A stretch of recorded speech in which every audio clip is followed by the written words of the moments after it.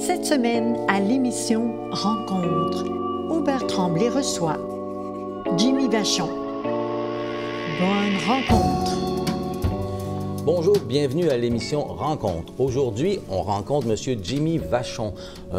Comment on dit ça? Un écureuillois d'origine, qui fait plusieurs choses dans sa vie, qui a travaillé au ministère des Transports en génie civil, qui a été entrepreneur aussi et qui, plus récemment, a démarré un café-rencontre aux écureuils même, dans l'ancienne église des écureuils. C'est ça. Bonjour, M. Vachon.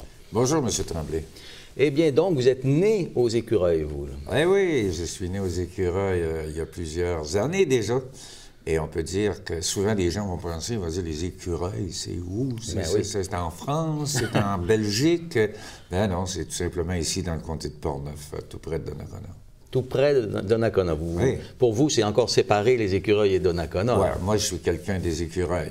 Même si Donnacona est ma ville et que je suis entièrement dévoué à ma ville, sentiment d'appartenance des écureuils. Je suis comme un ancien Gaulois, si on veut, qui ne veut pas laisser le nom de sa place. Quelle est la différence entre les écureuils? Est-ce qu'il y a des différences entre les écureuils et Donnacona, justement? Écoute, moi, je me plais à dire que oui, effectivement, il y a des différences parce que les gens des écureuils sont fiers de leur origine, sont fiers d'où ils sont nés. Et à même titre que ce qu'on voit dans le Lac-Saint-Jean et le Saguenay, bien ici, vous êtes quelqu'un des écureuils ou quelqu'un de Donnacona. Selon l'origine, bien sûr, les jeunes ne font plus cette distinction-là, mais les gens de mon âge, souvent, on va dire « Ah, tu viens de Donnacona? » Non, moi, je viens des écureuils. Comme nous, on dit « Je viens d'Alma, je viens pas du Saguenay. » Et voilà. Exactement, c'est ce qui est mon cas, là. Mais donc, c'était... J'imagine, quand vous êtes né, c'était deux villes séparées, là. Oui, c'était deux villes, deux municipalités complètement séparées. Il y avait la ville de Donnacona, qui, à ce moment-là, comptait quelque chose comme 3000 habitants, là, tout près de 3000 habitants. Les écureuils, qui, eux autres, à peu près, avaient 1200. Par contre, on avait 4 fois le territoire de la ville de Donnacona. Et la ville de Donnacona, évidemment, comme étant plus populeuse, avait besoin d'expansion. Donc, on fait les demandes au gouvernement et les deux maires se sont entendus pour exercer une fusion qui, supposément, serait profitable pour tout le monde. Je ne sais pas si aujourd'hui, si on en faisait l'analyse, ça a été vraiment le cas, mais ça s'est fait en 1967, si ma mémoire est fidèle. Facilement, ou il y avait une rivalité entre les deux municipalités? Non, je pense que ça s'est fait assez facilement. C'est le bon accord. On avait les bonnes paroles des politiciens à ce moment-là. Mais il n'y avait pas une rivalité entre les deux municipalités avant, là? C'était pas... Non, comme il existe toujours un petit peu un esprit de clocher entre une municipalité voisine et l'autre. Mais non, Donnacona, je pense qu'il n'y a jamais eu vraiment d'amertume envers les citoyens un et l'autre. Et aujourd'hui, tout le monde va vous dire qu'ils sont fiers d'être de Donnacona, moi le premier, là. Ouais. Mais mes origines sont des écureuils. À quoi ça ressemblait, les écureuils, justement, à vos origines, là? C'était le petit village typique qui avait ses installations à eux, ses installations sportives, municipales, etc., mais évidemment tout en petit gabarit et rien de très professionnel, mais un endroit où les gens vraiment s'amusaient et surtout collaboraient. Et ça a toujours été connu, ça l'est encore dans place, que les gens des écureuils, quand ils partent quelque chose, habituellement, ça fonctionne. Parce que les gens participent ensemble. Ils ont vraiment un sentiment d'appartenance qui est très fort. D'ailleurs, le café, on y reviendra tout à l'heure, mais le café que vous avez parlé, je pense que ça a fonctionné comme ça aussi, Absolument. avec beaucoup de participation. Donc, vous disiez qu'il y avait il y avait les services pour de loisirs, il y avait l'église, évidemment. Qu'est-ce qu'il y avait aussi qui faisait la vie sociale à cette époque-là? Juste pour vous donner un aparté de la vie, comment ça se passait, vous avez parlé du service des loisirs. Bon, il y a eu différentes époques difficiles. Moi, je me souviens, étant tout jeune, à l'âge de, je te dirais, 4-5 ans, on appelait ça la cabane du rond dans le temps, mais... La cabane du rond? Oui, la cabane du rond. Ah bon, pourquoi? Parce qu'on avait on appelait ça un rond, une patinoire, on appelait ça un rond à patiner. Ah, d'accord. Et le logis pour recevoir les gens, on appelait ça la cabane. Donc, c'était la cabane du rond. Et elle a été incendiée une première fois. Ah bon? Donc, les citoyens se sont mobilisés pour faire un bi, comme on dit, pour faire une corvée. On a reconstruit l'autre côté de la patinoire, un autre centre, qui lui aussi, malheureusement, au bout de quelques années, a aussi brûlé. Et les gens se sont encore mobilisés, mais pour en faire un cette fois-ci à un endroit différent, mais beaucoup plus grand, etc. Et ça a fonctionné tant et aussi longtemps que l'aréna n'a pas vu le jour. Le moment où l'aréna de Donnacona a vu le jour, évidemment, les jeunes ont migré vers l'aréna et c'était plus rentable d'avoir cet équipement-là. Aujourd'hui, ça le serait, par exemple. Aujourd'hui, ça le serait pourquoi? Parce que on commence à comprendre que les jeunes ont intérêt, surtout quand ils sont en bas âge, de jouer dehors. Mais oui. OK? Et Donnacona ont commencé à refaire des patinoires à l'extérieur, mais ils sont plus localisés près de l'aréna. Et moi, personnellement, j'ai le sentiment que ces patinoires-là, ils devraient en avoir un peu partout dans la ville pour accommoder chacun des quartiers. Donc, c'est pas obligé d'être des patinoires de grandeur olympique, mais ça pourrait se refaire comme c'était un peu dans le temps et faire une interconnexion aussi entre les citoyens dans ces lieux-là. Dans ces lieux-là. Donc, actuellement, il n'y a pas de patinoire extérieure aux écureuils, là? Pas aux écureuils. Ah, c'est dommage. Et puis, est-ce qu'il y avait une école pour l'éducation des jeunes? Oui, effectivement. Il y avait une école primaire, appelons ça, qui faisait... dans mon temps, à moi, on faisait jusqu'à la 9e année.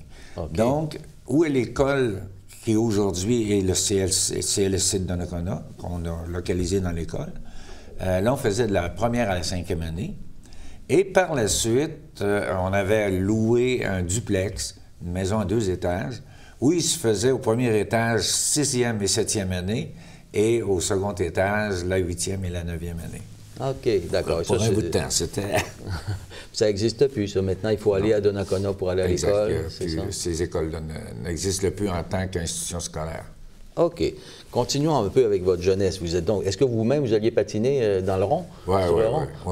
OK. On s'organisait... Puis c'était peut-être une école d'entrepreneuriat, parce qu'il fallait tout faire nous-mêmes. Donc, on disait, là, on se fait une équipe de hockey, ou on se fait une équipe de ballon sur glace, ou ballon-ballet. Mais là, il fallait tout organiser. Il fallait se trouver des commanditaires, il fallait acheter de l'équipement, des gilets, et participer à ce que la patinoire soit correcte, c'est-à-dire aller arroser les nuits, faire les lignes. On était de tous les... et à ce temps-là, ce que je me souvienne, il n'y avait pas de souffleuse pour venir déneiger. Fait que donc, c'était de la souffleuse à bras. Fait que tout le monde participait à déneiger la patinoire. Et puis, non, c'était vraiment un temps merveilleux. C'était un temps où les gens étaient ensemble, c'est ça que je... Oui. Puis je sens que vous avez la nostalgie de cette époque-là parce que les gens étaient justement ensemble.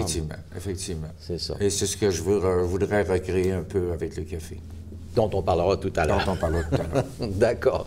Si on continue, comment vous avez dû, j'imagine, sortir des écureuils pour aller aux études, vous?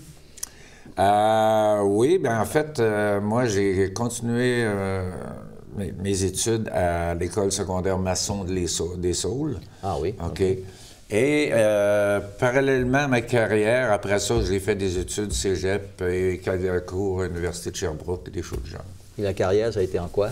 Ma carrière était en génie civil, mais mon travail était particulièrement de jeter un regard sur tous les contrats de services donnés à des entreprises ou des laboratoires privés qui faisaient des analyses avec le ministère ou qui faisaient des contrôles routiers pour le ministère.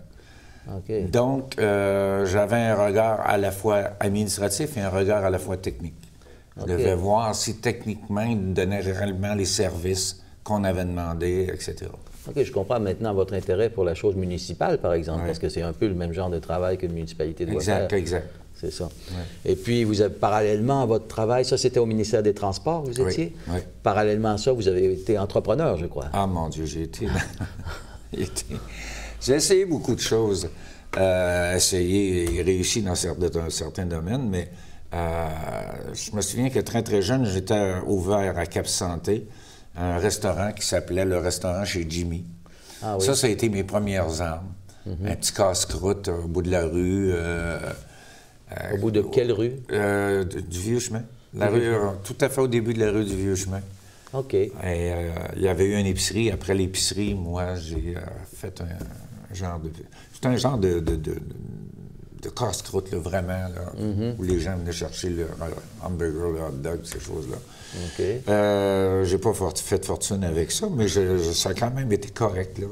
Ça a été une bonne première expérience, en tout cas, je peux dire. Vous aviez l'âme entrepreneur déjà, là. Oui, et surtout dans ce domaine-là, dans le domaine de la restauration, de l'hôtellerie, des choses du genre, parce que, vous savez, dans ce temps-là, et vous le savez parce qu'on a semblable cheminement, j'imagine, au niveau de notre âge, en tout cas, il fallait faire un peu nous autres mains, tout, puis on pouvait quasiment pas se contenter, si on voulait voir un peu plus grand, d'avoir seulement une seule job.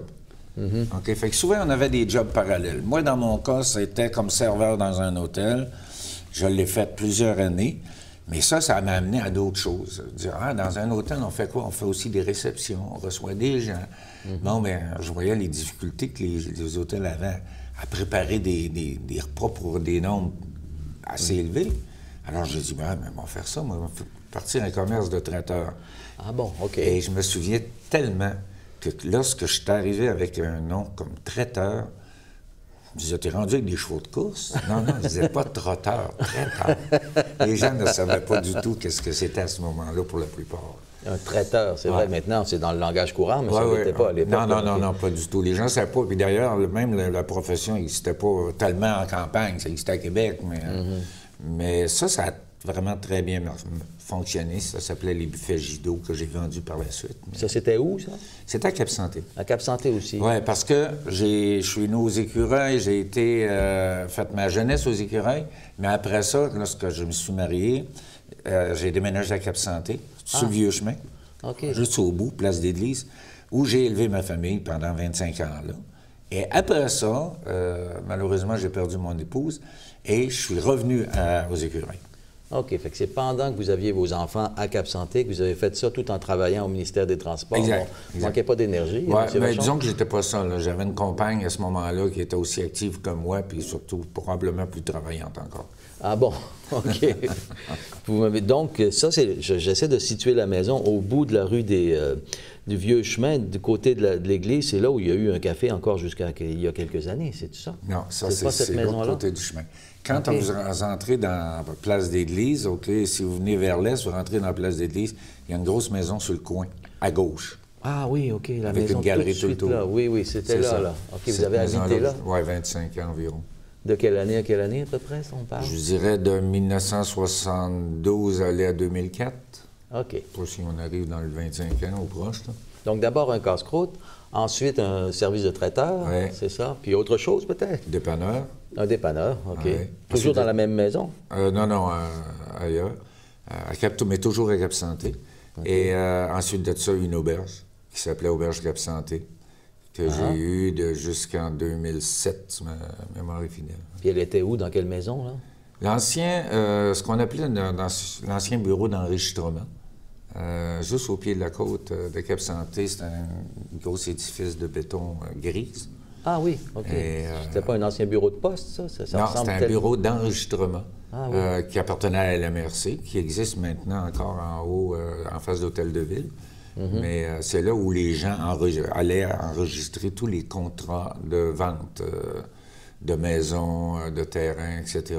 OK. Et on avait là une personne qui s'appelait un registraire, qui, lui, était la personne chargée d'enregistrer les contrats que les notaires lui amenaient, ou des choses de genre.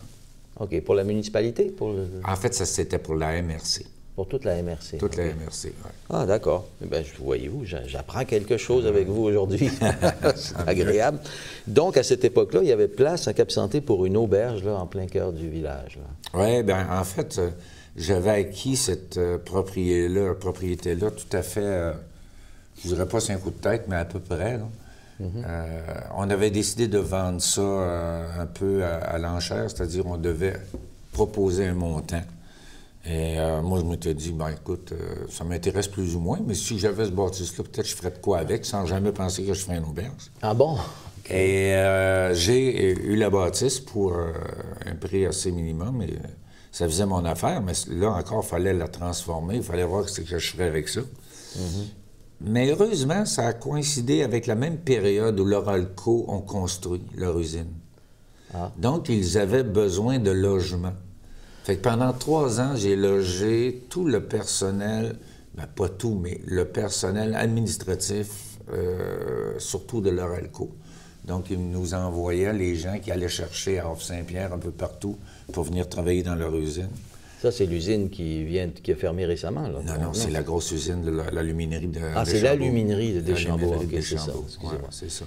OK. Fait que pendant 3 ans, j'étais complet à garder ces gens-là en système pension. OK. Donc, c'était rentable pendant ce temps-là. Ah oui, absolument. Puis c'est parce que l'usine a ouvert que vous avez pensé faire une auberge, parce que vous m'avez dit que vous l'avez acheté sans savoir que vous alliez faire une auberge avec. Mais c'est parce que l'usine, effectivement, a ouvert, mais quand l'usine a été construite et que là, on n'avait plus besoin d'une maison de chambre et pension, appelons ça comme ça, je me suis retombé, j'ai dit, bon, ben là, je fais quoi? Mais j'étais déjà presque installé, j'avais une cuisine d'installer, j'avais la salle à manger qui était faite, etc., j'avais les chambres. Ben, je dis, écoute, on va faire une auberge. Fait une petite auberge de campagne. Donc, j'ai fait ça. Au départ, j'avais, si ma mémoire est fidèle, 9 chambres, plus une salle à manger qui n'était pas grande, là, 30 personnes maximum. OK. D'abord, ça a été pour les employés, puis ensuite, ça a été une auberge. Exact. Vous n'appeliez pas ça auberge dans le temps des employés? Non. OK, d'accord. Puis ça fonctionnait bien, l'auberge? Ça fonctionnait très bien. Ah bon? En fait, c'était très, très bien. J'ai développé avec mon épouse à ce moment-là une spécialité qui s'appelait le Saint-Granit, où les gens... Saint-Granit s'écrivait S-A-I-N et non pas S-A-I-N-T. OK. Et où les gens venaient déguster des pièces de viande ou de poisson sur une pierrade. Et la particularité de cette pierrade-là, ça en faisait la seule pierrade connue où on pouvait manger sur une terrasse. Parce que les pierrades, habituellement, ils sont alimentés par des feux. On ne peut pas mettre ça sur une terrasse, ils seraient toujours éteints. Oui. Mais ce qu'on avait réussi à développer, puis ça a pris 3 ans à développer, c'est que j'avais trouvé un granit assez résistant à la chaleur, mais qui emmagasinait assez bien la chaleur pour le garder en fonction pendant environ 40 à 45 minutes, ce qui donnait amplement le temps de manger notre pièce de viande. Et ce granit-là est inséré par la suite dans un coffret de chêne préalablement brûlé à l'intérieur pour pas qu'il y ait de... Mais tout ça, ça a été des expériences qu'il a fallu faire. Et moi, je me souviens très bien qu'au départ, je ne savais pas qu'il fallait... que ça serait mieux de brûler l'intérieur des coffrets. Fait qu'on servait ça aux clients. J'avais invité des amis pour l'essayer. Et ça fumait ses côtés, c'est ça? On avait servi ça à l'intérieur, et là, ça fumait pareil comme quand on le met. On n'avait pas la ventilation nécessaire pour ça, fait que on est obligé de faire sortir les clients et dire on attend que la fumée s'estompe. On apprend à la dure dans ce temps-là. Oui, c'est ça. Mais heureusement, on avait trouvé le problème, et ça a pris presque 3 ans avant qu'on réellement puisse dire tiens, on amène ça devant vous. OK, vous avez développé un produit, on va dire alimentaire, là, justement, un produit de cuisson, en tout cas. Exact. Et même, on avait été sélectionné par une émission qui était à ce moment-là à TVA, qui était l'émission Flash, que vous avez peut-être entendu parler parce que c'était des journalistes qui allaient interviewer des vedettes, tout ça. Puis ils avaient développé une section restauration. Et là, il avait entendu parler de ça, il avait décidé de venir faire un genre de captation, si on veut. Puis est-ce que le granit venait de la région? Parce qu'il y a du granit dans la région. Bon, j'ai essayé avec des granites européens, j'avais des granites d'Italie, j'avais eu des granites, je pense que c'était de Tchécoslovaquie. Et ça fonctionnait pas bien. Et à fait de compte, on n'est jamais servi par les gens qui sont près mieux servi que les gens qui sont près de nous. Ben oui. Et le meilleur granit qu'on a trouvé, c'était le granit vert de Rivière-à-Pierre. Ah ben tiens, c'était en plus un produit local. Ah oui, absolument. Et ça, j'ai fait ça en collaboration avec une compagnie de Saint-Augustin qui s'appelle encore, je pense, Granicor. OK. Qui, eux autres, me fournissaient les pierres gratuitement, qui les taillaient et qui ont... Donc, moi, je les avais, à ce moment-là, je les mettais en chaleur et je prenais le temps qui restait sans chaleur. Mais le meilleur rendement était encore le granit vert de Rivière-à-Pierre. OK, donc vous avez développé ce produit-là. Et puis, donc, vous avez vraiment une âme d'entrepreneur, c'est assez incroyable. Puis c'est là où vous mettez votre créativité, si je comprends bien. Oui, bien souvent accidentellement, mais oui, ça arrive. Puis après l'auberge, après le chauffe-plat de granit, qu'est-ce qui s'est produit après?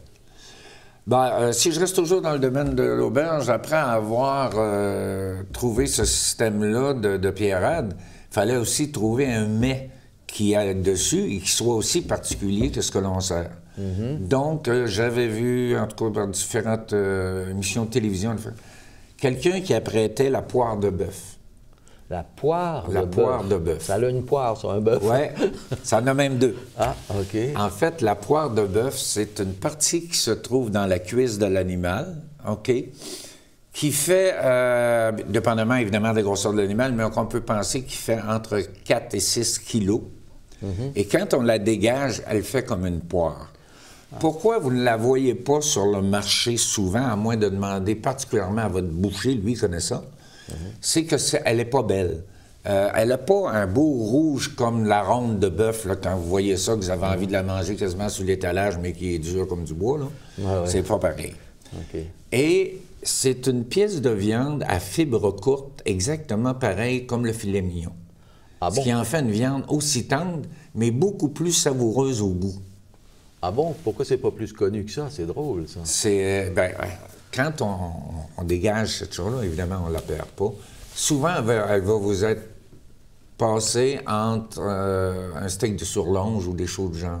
Ah. Et si vous avez la chance de poigner de la poire là-dedans, vous allez voir que votre steak de surlonge n'est pas pareil comme les autres. OK, il y a plusieurs sortes de steaks de surlonge. Je vous invite d'aller voir un bon boucher, là, comme on en a un à Donnacona, et de lui demander une poire de bœuf. Et il va même vous dire comment l'apprêter. C'est pas de tomber dans l'oreille d'un sourd. Oui, je vais essayer ça.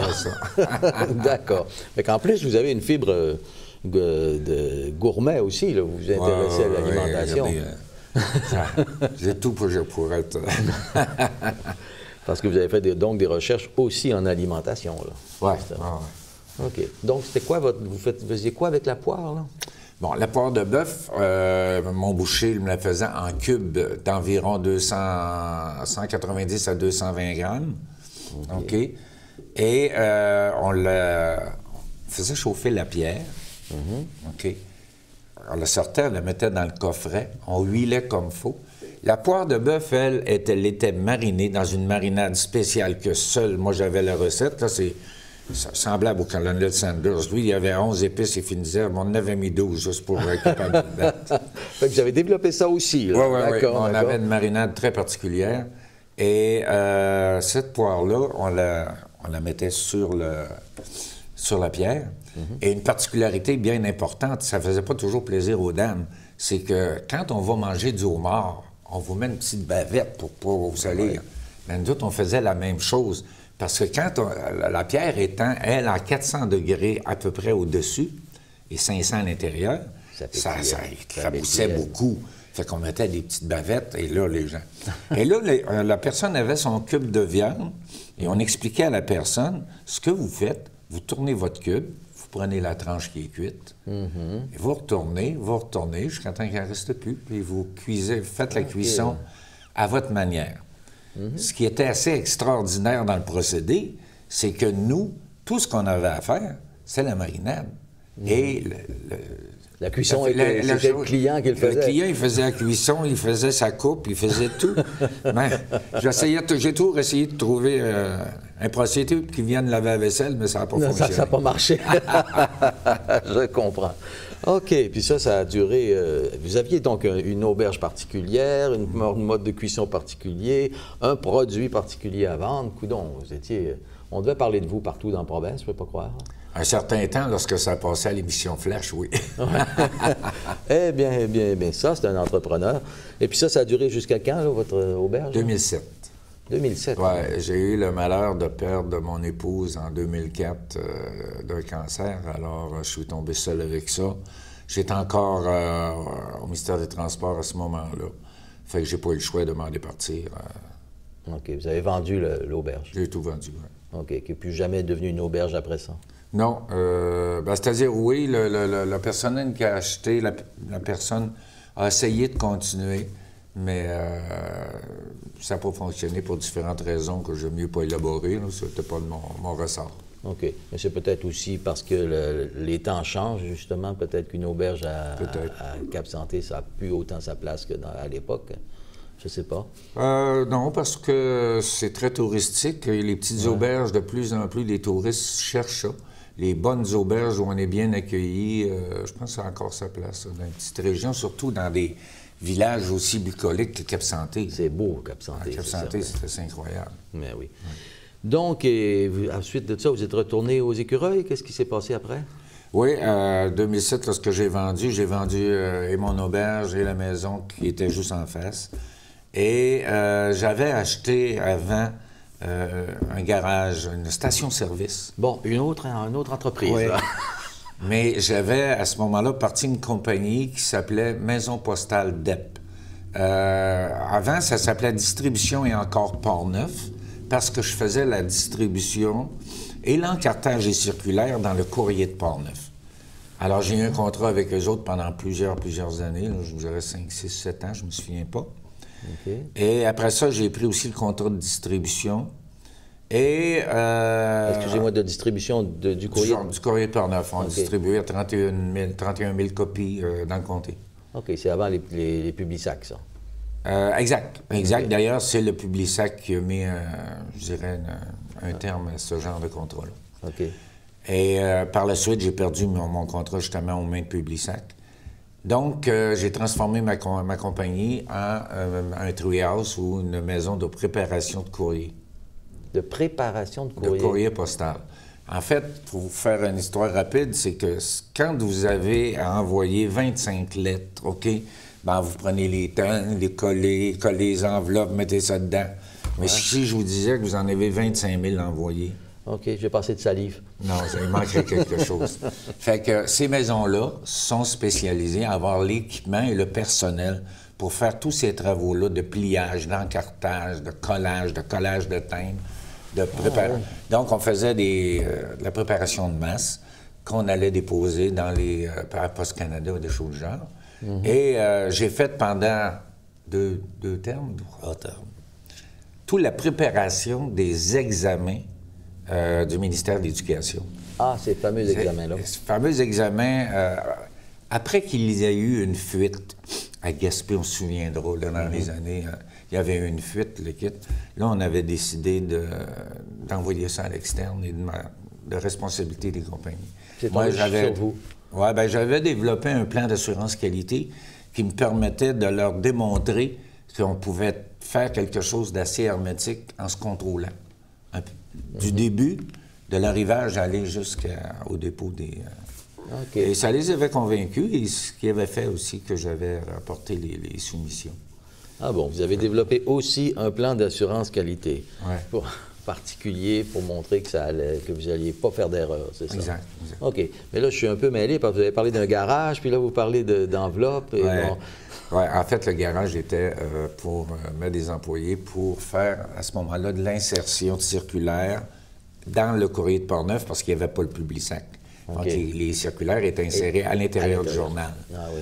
Fait que une fois par semaine ou 2 fois par semaine, on avait une trentaine d'employés qui venaient faire cette insertion-là.